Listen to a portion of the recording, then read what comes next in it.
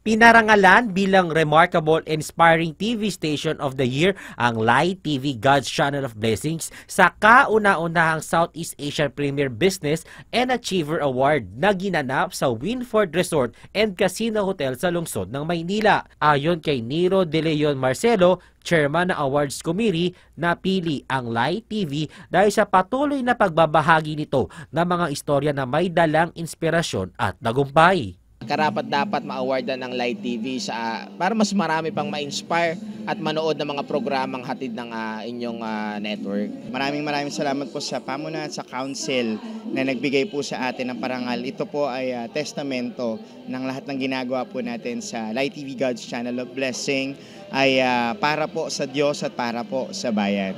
Nakatanggap din ang host ng Bangon na Pilipinas na si Public Attorney's Office Chief Attorney Persida Rueda Acosta ng parangal bilang Outstanding and Inspiring Public Servant of the Year.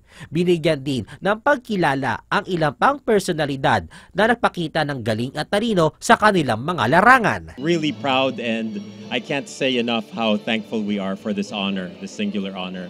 Super happy po namin na na-recognize po ulit ang OPM sa country po natin. This award is actually dedicated to the God above, and I'm so grateful that He has given me an opportunity to inspire many more women. I wanted to thank God for always being there to me, beside my back and planning everything for me. Sa lahat po ng mga na-achieve ko ay para sa Panginoon. Nangako naman ang pamunuan ng Light TV na patuloy na magkakaloob ng mga programang magiging inspirasyon sa mga manonood nito at tatalima sa adhikain nito na maging tunay na God's Channel of Blessings. Christopher Tirabulo, Newslight.